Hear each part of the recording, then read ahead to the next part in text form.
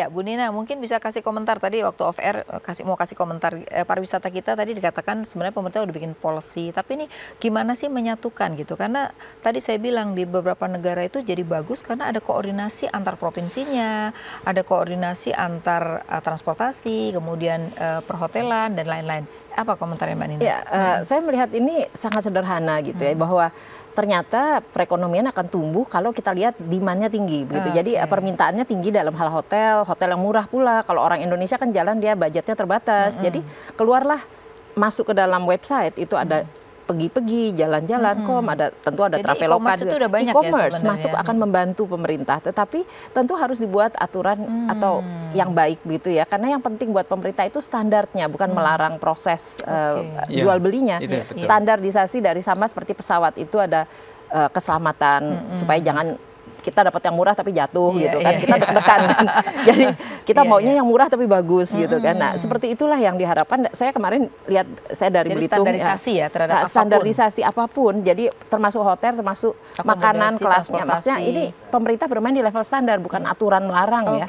Kalau aturan nanti bergeraknya lambat gitu, karena yang kita lihat negara lain dulu udah punya Booking.com, punya TripAdvisor gitu. Nah, Indonesia punya itu Traveloka tadi. Saya lihat pergi-pergi, jalan-jalan, macam-macam udah ada Tiket.com gitu ya. Jadi semua itu berjalan dengan sederhana. Jadi Airbnb masuk juga. Begitu ya, saya mencoba juga tidak main di hotel-hotel yang tinggi, tapi kan kita lihat apartemen-apartemen atau jadi tempat-tempat sederhana yang orang memang budget terbatas akan ke sana. Jadi kurang gitu. apa nih sekarang? Nah, memang yang kita perlukan di situ adalah listrik tentu, elektrisiti kan untuk bisa ada internet di mana-mana, komunikasi harus ada. Jadi jaringan nanti itu harus disediakan. Pemerintah akan kena pada seluruh daerah 100% elektrifikasi dengan internet itu akan membantu sekali proses yang tentu saja hati-hati lagi bahwa kita harus bisa melibatkan domestik di sini. Karena kita jual barang domestik kan, jadi hotel domestik termasuk operator souvenir, termasuk makanan ya, foodnya, kuliner. Jadi banyak sekali yang bisa didagangkan. Standarisasi ya, kadang-kadang kita tuh banyak orang di pinggir-pinggir jalan yang jualan tapi nggak standar. Betul sekali. Jadi gunanya TripAdvisor kalau kita mau cari hotel tuh kita lihat mana hotel yang dikasih bintang oleh penggunanya. Nah, itu hal yang berlaku di Indonesia juga. Ke dalam kita akan semakin melihat orang tuh dihargai karena antar provinsi pengalaman. Antar provinsi ini kan kadang-kadang suka nggak mau bekerja sama. Sebetulnya pesawatnya yang menarik di Indonesia ini kan kita kebanyakan naik pesawat, tapi pesawat itu biasanya ke Jakarta dulu baru balik ke daerah kan. Jadi jarang. Misalnya saya dari Pontianak mau ke Palangkaraya gitu, nggak ada Pontianak Palangkaraya atau Jakarta dulu. Kita Jakarta lalu baru Balikpapan gitu. Jadi line ini memang lagi ya, kalau karena kita pakai travelnya pesawat, tapi juga bisa kita lihat darat ya. Darat itu kereta api sebetulnya. Kalau negara lain itu kita cuma punya kereta api di daerah Jawa, tapi tidak di Sumatera. Gitu. Terhadap standarisasi dan transportasi itu supaya bisa menarik. Selain regulasi juga ada transportasi yang dibutuhkan yang murah meriah tapi bagus. Jadi kereta api itu sebenarnya sangat penting di Sumatera, di manapun gitu ya. Tapi kita lihat baru Jawa yang punya. Itu kereta kan, Sulawesi nggak ada, Kalimantan Sulawesi sudah mulai ada. Ya, tapi sedikit sudah mulai kecil LRT ya. Sedikit sekali lainnya. Di Palembang sudah mulai ada LRT. Ya Palembang sampai Pagar Alam Mbak Nina, gitu, sekarang saya juga mau tanya sama Mas Misbakum, ini ada lagi yang menarik sekarang adalah Pak Jokowi ini akan arah pada SDM, ya kan? SDM kita ini akan dirubah terhadap vokasional yang akan juga ditingkatkan.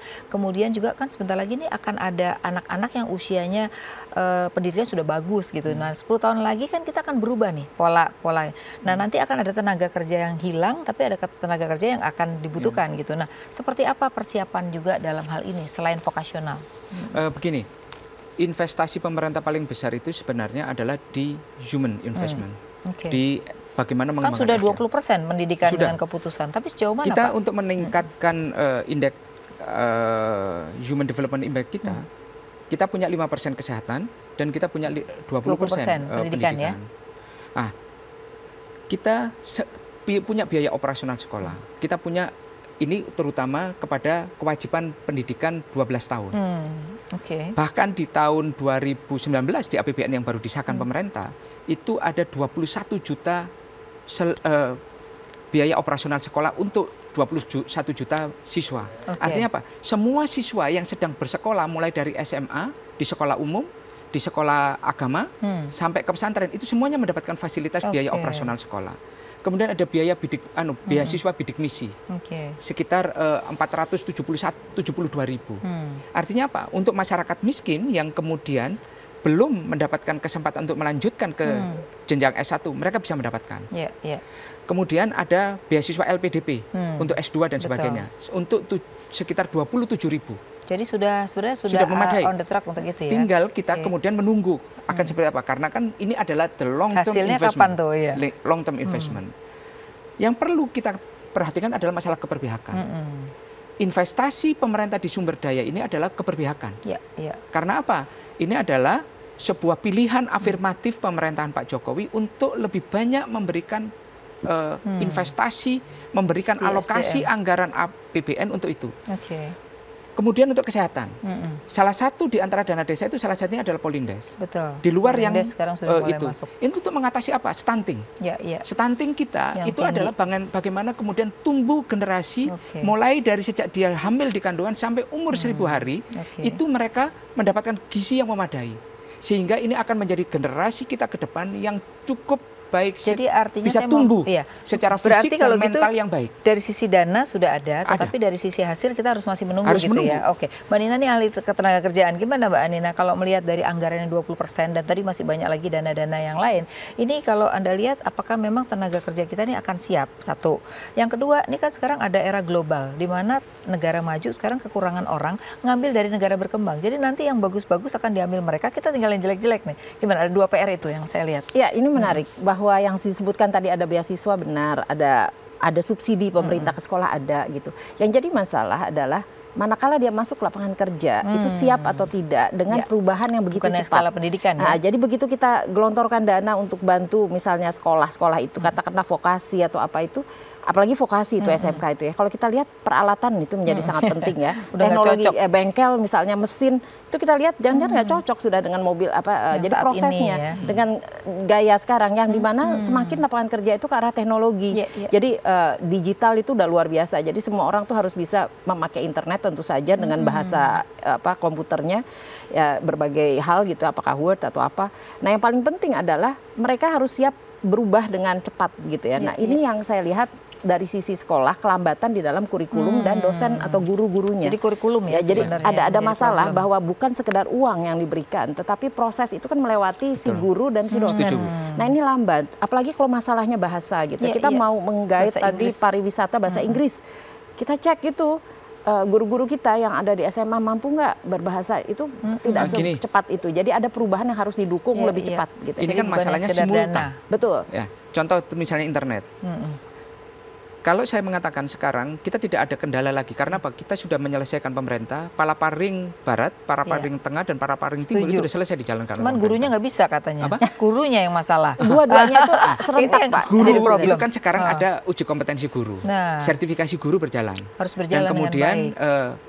Bagaimana kemudian orang itu punya kompetensi yang memadai dengan sertifikasi yang dia punya dapat tunjangan lebih walaupun dia guru swasta. Harus itu juga dilakukan. Dong.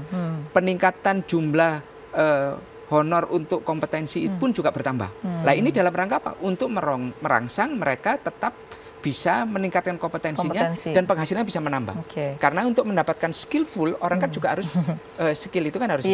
Nah itu kenyataannya gimana? Ya kalau kenyataannya adalah kita lihat pernah ada tes begitu ya antara guru dengan si murid tidak jauh gitu ya kapasitasnya maaf gitu ya. Karena si muridnya juga cerdas sekali bisa mengejar lewat internet. Jadi ini kejar-kejaran sebetulnya. Tapi itu hal yang harus berproses dan jalan dan yang paling penting itu kita bersaing ya. Jadi bersaing itu yang menarik itu adalah kinerja yang diatur di dalam pemerintah itu, misalnya kebanggaan terhadap 100% lulusan.